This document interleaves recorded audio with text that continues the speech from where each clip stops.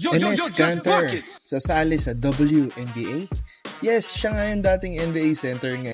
Samantalang si Kevin Durant niya ay may problema sa NBA 2K? Dahil nga apparently hindi pa rin sapat ang 97 mid-range rating para sa kanya. At eto na naman tayo kay Kawhi Leonard. Hindi pa rin tapos ang drama tungkol sa alleged aspiration deal niya. Pero ngayon may bago na namang reported na sponsorship arrangement involving the company behind the Clippers giant video board. And to make things even crazier, Stephen A. Smith ay nagsalita na at posibleng 1-year suspension ang ipataw kay Kawhi Leonard at sa Clippers. Mapatunayan itong totoo. Yan ang sabi ni Stephen A. At marami tayong pag-usapan ngayong araw. Yes, yung dating NBA center na naglaro ng more than 10 seasons sa liga, ngayon gusto raw niyang pumasok sa WNBA. And obviously nung lumabas yung announcement, nag-explode agad ang internet. Pero bago tayo sumabay sa jokes at reactions, kailangan muna nating intindihin kung ano talaga ang nangyayari. Si Kanter ay pinag-aralan niya at ang kanyang team yung eligibility guidelines ng WNBA. At naniniwala siyang pwede siyang mag-declare bilang prospect. At connected nga ito sa much bigger debate surrounding gender identity, transgender athletes at eligibility in women's sports. So obviously nga hindi lang ito basketball story, pero ito yung importanteng distinction. Hindi ibig sabihin na dahil nag-declare si Kanter, eligible na siya agad automatically. And that's not how it works. May sariling eligibility requirements ang WNBA para sa draft. So right now, ang nangyayari is basically this. Kanter is making a public challenge to the league's rules. And now we're waiting to see how the WNBA responds. And honestly, that's where this story becomes interesting. Because the question isn't really, kaya ba ni Enes Kanter maglaro sa WNBA? Let's be real, hindi naman siya biglang lalabas sa court bukas at kukuha ng 20 rebounds. The bigger question is, ano ba talaga ang ina-allow ng eligibility rules ng WNBA? And if the league say he's not eligible, eto naman ang sunod nating tanong. Anong rules naman ang nagpe-prevent sa kanya para makapasok sa WNBA? At ayun ang parte na yun na pwedeng mag-turn into internet controversy into an actual discussion about league policy. At may isa pang interesting development na ang former NBA player na si Royce White has also said that he plans to declare for the WNBA draft ng 2027. So suddenly, hindi na lang isang former NBA player ang gumagawa nito. Now, the bigger conversation happening around the rules themselves. And I think this is where we need to be careful. We can talk about the policy, about the eligibility requirements. We can talk about Kanter's argument. Pero hindi natin kailangan gawing personal attack against transgender people.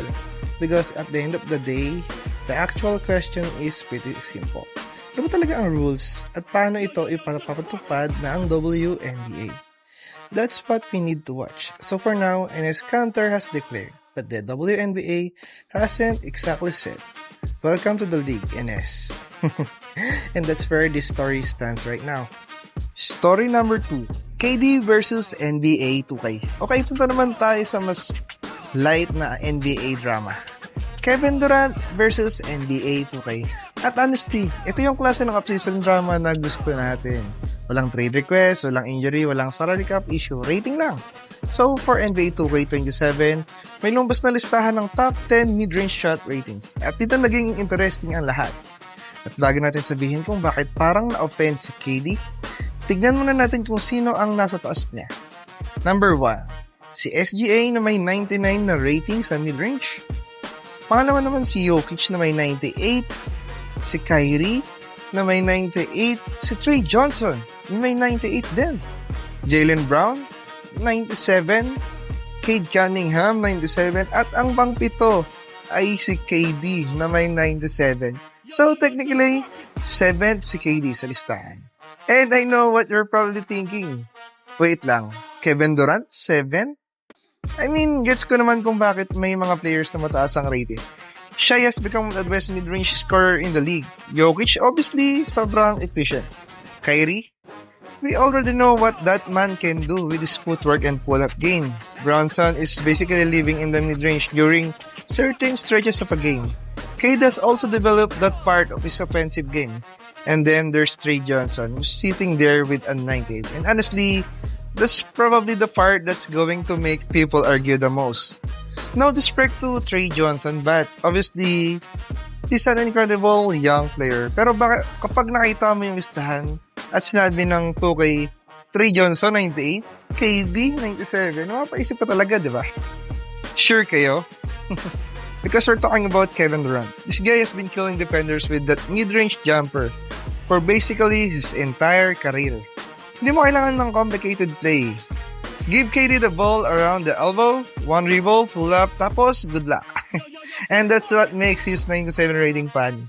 It's like 97 is a bad rating, 97 is elite. We're talking about one of the biggest highest possible ratings in the game. Pero the problem is KD. Kung may category na parang that may sarili siyang pangalan ang player, mid-range is one of the most categories for Kevin Durant. And this is where I think the 2K debate gets interesting. Because are we rating current performance or are we rating how dominant a player's mid-range game actually is?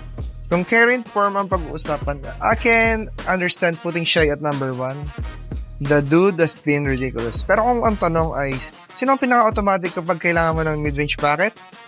Then, KD has a very strong argument. And let's remember, 97 means 97. At least si KD, rating lang ang problema. Pero kay Kawhi Leonard, mas seryoso ang sitwasyon niya. Kawhi Leonard and the Clippers. Kung akala mo tapos na ang controversy tungkol sa aspiration deal, hindi pa. In fact, mas lalo pa siyang naging complicated. Kasi ngayon, may bagong report tungkol sa isang second, previously undisclosed sponsorship arrangement involving Kawhi Leonard and Daktronics. Yung company na gumawa ng massive Halo video board sa Intuit Dome. And obviously, ang unang reaction ng maraming tao, wait, another sponsorship deal? Pero bago tayo mag-jump sa conclusion, let's break down kung bakit big deal ito. Balik tayo sa aspiration issue. Last year, naging controversial si Kawhi dahil sa isang reported na $28 million endorsement arrangement with Aspiration, isang environmental finance company na eventually naging bankrupt. The concern wasn't simply that Kawhi had an endorsement deal. Normal lang naman sa NBA players magkaroon ng sponsors. Ang naging issue is that allegations ng arrangement may have been structured in a way that provided Kawhi compensation outside of the NBA salary cap. And because Clippers owner Steve Ballmer had invested in Aspiration, doon naging mas interesting ang connection. The NBA opened an investigation into whether the Clippers had circumvented salary cap rules. The Clippers, however, have denied that they funneled money for Kawhi through Aspiration. So, ang investigation niya ay does not mean guilty. Hindi natin pwedeng sabihin na confirm na may salary cap violations si Kawhi. The Liga still determine what actually happened. Pero ngayon may Daktronics. Here's where things get interesting. New reporting says Kawhi allegedly had another multi-million-dollar sponsorship deal with Daktronics. Daktronics is the company that manufactured the Clippers' huge Halo board inside Intuit Dome. According to the reporting, multiple sources describe Leonard as being connected to Daktronics as a spokesperson or through a sponsorship arrangement. And obviously, people are asking, why is Kawhi connected to another company directly involved with the Clippers arena? Now, let me be very clear.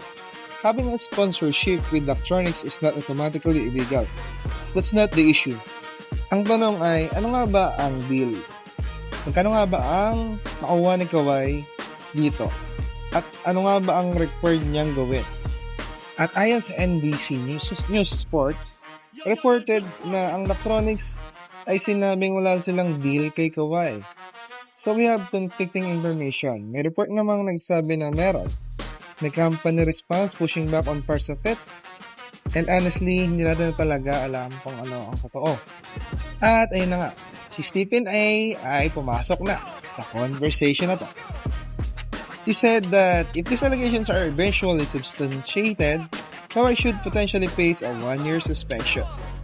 At sinabi niya pa na if you prove this happened, then the punishment needs to be serious. Bakit nga ba ito importante?